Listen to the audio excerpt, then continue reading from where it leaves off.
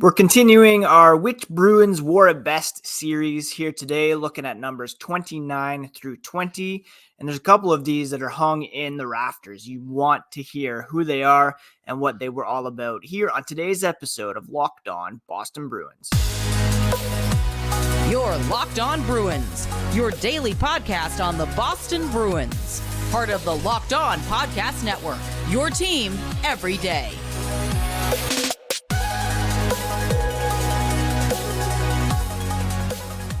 What is up, Bruins fans, and welcome back to the Locked On Boston Bruins podcast. I'm your host, Ian McLaren, and this is a daily show where we discuss all things Spoke to Be.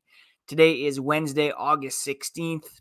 Thank you so much for making Locked On Boston Bruins part of your day, even through this summer, a summer of sadness, but we have gotten through it together, highlighted most recently by the retirement of David Krejci. Covered that on Monday. We've gone through Patrice Bergeron's retirement, but we're starting to look ahead to this upcoming season, a centennial season where many Bruins legends will be celebrated, and some of them will be part of today's podcast, which is a look at Bruins jersey numbers and assessing who wore them best. We're looking at numbers 29 through 20 here today. Before we get into that, a quick reminder, you can find the podcast on your favorite podcast app as well as on YouTube. So please do smash that subscribe button. Each new episode will be automatically added to your feeds for you to download, listen, and enjoy. You can find the podcast on social media at Locked NHL Bruins. And you can find me, my dad jokes, hockey thoughts at Ian C. McLaren. All right, let's jump right into it and take a look at number 29. Now, when I think of number 29, I automatically go to Felix Potvin, who wore it for one season with the Boston Bruins. I was a big fan of Mariusz Czerkawski, who wore it for one season with the Bruins. Not too many guys stand out in terms of who wore number 29 best. There's most recently, it was worn by Steve Fogarty, Landon Ferraro, Jay Pandolfo, Petteri Nokalainen. Speaking of some Finnish names, I forgot that Jarmo Kekalainen, current general manager for the Columbus Blue Jackets, played for a time in Boston. 27 games played, 4 goals, 3 assists for 7 total points. Another Blue Jackets tie, Scott Arniel, former head coach of the Blue Jackets. He wore it for the Bruins as well. But in terms of who wore it best, I think he coached the Columbus Blue Jackets. Maybe I need to fact check that. Anyways, yeah, he was head coach of the Columbus Blue Jackets. In terms of who wore it best, nobody really wore it for a long time. Andy Hilbert wore it for a few seasons. Dave Donnelly for a few seasons. I don't really know who to give it to be honest. How about Brad McCrimmon? 3 years with the Bruins, 228 games, 54 points. Let's give it to the first round pick from the 79 NHL entry draft, Brad McCrimmon. 28. A bunch of guys wore number 28. Derek Forbort currently. Andre Kasha before him. Probably my favorite player to wear number 28 for the Boston Bruins. There's Gary Galley, Gord Murphy, but we're giving it to Mark Recchi. Mark Recchi wore number 28 for the Bruins. He played, how many games did he appear in black and gold? 180 regular season games over 3 years, 42 goals, 65 assists for 107 regular season points. And then, of course, in the postseason, he was instrumental in helping the Bruins win a Stanley Cup in 2011. 49 total games in the playoffs for the Boston Bruins, including 14 goals, 16 assists for 30 points. He walked it off after winning the Cup with the Bruins in 2011, announced his retirement. I actually had the opportunity to cover his Hall of Fame induction when I was back working with the Score, and I was able to ask Recchi and Dave Andreychuk, because they kind of took different paths. Andreychuk won the Stanley Cup with the Tampa Bay Lightning in 2004 and decided to come back after that for a chance at a repeat. That, of course, was interrupted by the season wiping out lockout of 2004-2005. Recchi, on the other hand, won a cup with the Boston Bruins. The Bruins were still a very good team. They had a very talented roster that could have challenged for a repeat. He decided to hang up his skates and go out on top, and a lot of respect for that decision, obviously. And it was very cool to be able to be there when he was inducted into the Hall of Fame, and to be able to ask him some questions then as well and talk to him about, I remember asking him about Brad Marchand and his career trajectory and how good he had gotten to that point in his career. And Mark Recchi was instrumental in that. So number 28, no question, giving it to Mark Recchi. Number 27, we have Hampus Lindholm, who wears that currently. Notably, Dougie Hamilton before him. I'm going to say, looking back, some pretty good players wore this number. Reggie Leach wore it for the Bruins. But I'm giving this one to a guy who I loved watching when I was, I guess, when did he play? In my early 20s, and that is Glenn Murray. Glenn Murray came to the Bruins by way of the Los Angeles Kings, and he had some very successful seasons with the Bruins, including a 44-goal, 48-assist for 92 total point season back in 2002, 2003. He had great chemistry with Joe Thornton. He was on that 2004 team that had great promise. We all know what happened then. Joe Thornton, his ribs, they lost in the first round.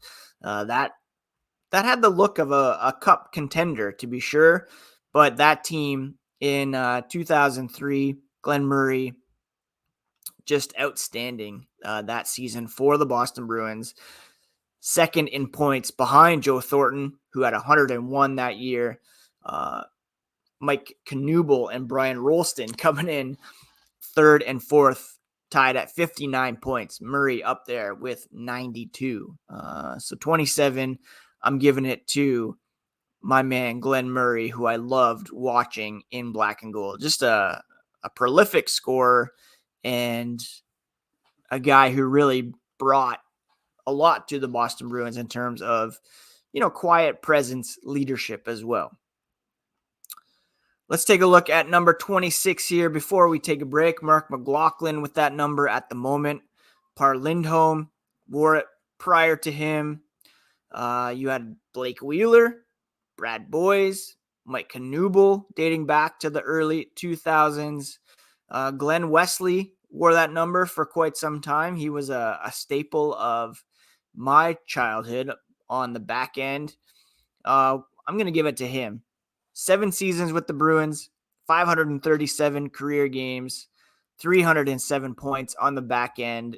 A very talented third overall pick from the 1987 NHL entry draft as a member of the Bruins. Came in roaring, 37 points in his rookie season. Career high 58 points in 93-94. He went on and played for the Hartford Whalers / Carolina Hurricanes. After that point, traded to the Whalers for a first-round pick in 95, which became Kyle McLaren, no relation, a first-round pick in 1996, Jonathan Aitken, and a first-round pick in 97, which was used on Sergei Samsonov, who won a Calder Trophy. Wesley, of course, went on to win a Stanley Cup with the Hurricanes in 2006. Special shout out to Colby Cave, who wore 26 for the Bruins as well. Go back and listen to my episode with Emily Cave from a few years ago. Always holds a special place in my heart. And shout out to Colby and Emily as well. All right, coming up after the break, we're going to look at numbers 25 to 23. But first, a quick word from our friends over at FanDuel. Football season is about to kick off, and FanDuel is giving you the chance to win all season long. Right now, when you bet on a Super Bowl winner, you can get bonus bets every time they win in the regular season. Pick any team to win the Super Bowl, and you'll get bonus bets for every one of their victories. You can use those bonus bets on spreads, player props, over-unders, and more. All you have to do is visit fanduel.com/lockedon and start earning bonus bets with America's #1 sportsbook. That's fanduel.com/lockedon, and you will get bonus bets every time your Super Bowl pick wins during the regular season. Thank you so much once again for making Locked On Boston Bruins part of your day every single day. Be back with another show on Friday where we will probably continue this series at Who Wore It Best and bring you all the latest on the black and gold. All right, let's look at number 25, Who Wore It Best for the Boston Bruins. And 32 total players wore this number. Brandon Carlo wearing it currently. Max Talbot wore it prior to him. A lot of defensemen on this list. Hal Gill from 98 to 2006. You have Andy Brickley, who, of course, is part of the Nesson broadcast at the moment. Great color man for the Boston Bruins. There's quite a list here. What did Andy Brickley do as a Bruin? Well, he played 177 games, 113 points, 37 goals, 76 assists, and had a pretty good career as a member of the Bruins. But who else stands out on number 25 here? It's kind of a who's who of, just some middling defensemen. Mike Krushelnyski wore the number from 82 to 84. You had Stefan Richer, who wore it for 1 year. Kevin Stevens. He was a pretty good Bruin there for a little bit. He had one season, 41 games, 23 points. I really did like him as a Bruin. I wished he could have stayed for a bit longer. Let's give it to Brick for his contributions on and now off the ice in Boston. Number 24, this one is pretty easy. That's because it hasn't been worn since 1985 and because it has been retired. That number was worn by Terry O'Reilly, who was a fantastic winger for the Boston Bruins. He was featured in 3 Stanley Cup finals, one of the most effective enforcers in NHL history. He was picked by the Bruins in the first round in 1971, spent his entire career in Boston, captain of the Bruins during the 83-84 and 84-85 seasons, and his number was retired back in 2002. He was known for being a tough player. If you're playing puck doku and there's a question about 200 penalty minutes, as there was a couple weeks ago, you can use him. He did that over 5 times. He was referred to as Taz by Phil Esposito in reference to the Tasmanian Devil. When his number was retired, Ray Bourque noted that O'Reilly's banner hung next to his, protecting him once again. But don't just think he was a face puncher. He had a 29-goal, 90-point season in 77, 78, a 77-point season the next year. And he is, fun fact, mentioned as Happy Gilmore's favorite player in that movie. And in real life, he was named Milan Lucic's favorite player. So he will, be back in black and gold again this season as well. So Terry O'Reilly, clear-cut winner at number 24. Other notables, Buddy Boone, a great name. Don Cherry also won. Wore number 24 as a member of the Boston Bruins. Before we take a quick break, let's look at number 23, shall we? Last worn by Jack Studnicka. Jacob Forsbacka Karlsson wore it before him. Did you know there was a guy named Taylor Hall who played in the NHL back in the 80s? Well, that's true. Terry O'Reilly wore 23 for a while. This might be recency bias, but I am giving it, Steve Hines wore number 23. He was a great Bruin there for a long time. 515 games for the Bruins, 131 goals. He was a guy that I liked to snipe with in NHL games. I'm going to give it to Chris Kelly, though. Chris Kelly came to the Bruins by way of the Ottawa Senators, played from 2011 to 2016.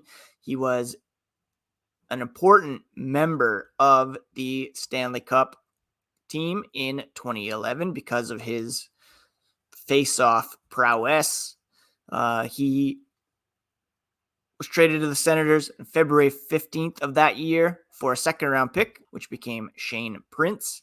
He won the Stanley Cup, and he is now a coach with the Boston Bruins, which is great to see as well. During that playoff run, he had 5 goals, 8 assists for 13 points in 25 games, and certainly, worthy of some praise for being a member of that team and now for helping coach the next generation of Bruins centers.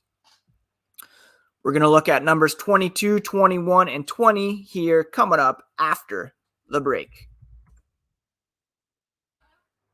Number 22 for the Boston Bruins is really a no-brainer because it is also hung from the rafters at TD Garden, and that was worn by Willie O'Ree. Now, it was just retired recently, so there were some guys who wore it in the meantime. Sean Thornton, most notably, another member of that 2011 Stanley Cup team.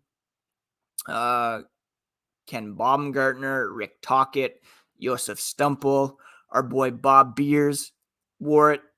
Brad Park was a very good member of the Boston Bruins for a long time. But we got to give this to Willie O'Ree because of the special place that he has in hockey history, becoming the first Black player to appear in the NHL as a member of the Boston Bruins. Now, I highly recommend that you go and read his book, O'Ree, to give you a full story of how he came to be part of the Boston Bruins, his growing up, afterwards. But on January 18th, 1958, Willie O'Ree became the first Black player to appear in an NHL game, debuted for the Bruins against the Montreal Canadiens. He was kept off the score sheet, but he returned in 1960-61, scored 4 goals, 14 points in 43 games. Now, what's amazing about Willie O'Ree is that not only did he become the first black player in the NHL, but he did it playing with one eye.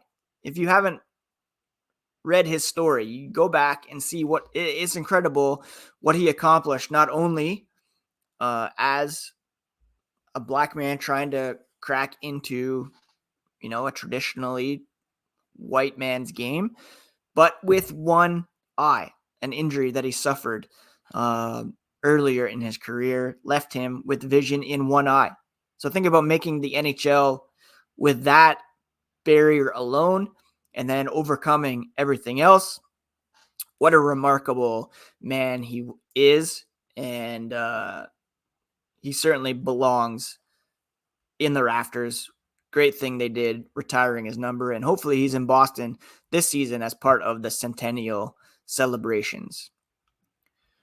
Number 21, that's going to be worn this year by James Van Riemsdyk. Garnet Hathaway wore it before him. Nick Ritchie, Louis Eriksson, Andrew Ference during the Cup years. Sean O'Donnell, Glenn Murray wore it as well. I'm really showing recency bias. I don't know a lot about Bruins pre 1980, right? Ted Donato wore it from 93 to 99. He was a pretty good Bruin. 528 games played, 266 total points. Well, we got to give it to Andrew Ference, right? Won the Cup as a member of the Boston Bruins. That will always put you over in my books. He had the infamous glove malfunction in Montreal. Plus, he drew the secondary assist on that David Krejci to Nathan Horton goal in Game 7 of the Eastern Conference Finals. Just an underrated breakout pass there that got that play going. Without that, the goal quite simply wouldn't have happened. And who knows if the Bruins would have made it to the Stanley Cup final. So I'm giving that to our boy, Andrew Ference. Let's go back and finish it off with number 20. Jerry Topazzini wore it back in the 50s. I love looking back at these old hockey names. Al Sims, Al Secord, Mike O'Connell, who you may remember as Bruins GM, who messed up the Joe Thornton trade. Brian Smolinski, Martin Lapointe wore number 20. He had quite a controversial big number contract signed with the Bruins at one point. You heard Patrice Bergeron a couple weeks ago mention how important Lapointe was in his development and how he took him under his wing as a fellow Quebecer. But let's go back with this Cup team from 2011. Daniel Paille, part of the Merlot line, 50 goals in 375 career games with the Bruins. He has his name on the Stanley Cup, and I give him some extra love because he was also a member of the Guelph Storm, drafted in the first round out of Guelph back in 2002 by the Buffalo Sabres. So Daniel Paille gets love from me today. All right, friends, that is it for today's episode of Locked On Boston Bruins. Hope you enjoyed this conversation about who wore it best. Some 2011 Cup winners in there. Kelly, Ference, Paille, a couple numbers in the rafters. O'Reilly, O'Ree, and that's pretty much it for today's episode. Take care of yourselves, my friends. Take care of each other, and we'll talk to you again here next time on a fresh Locked On Boston Bruins, part of the Locked On Podcast Network, your favorite team every single day.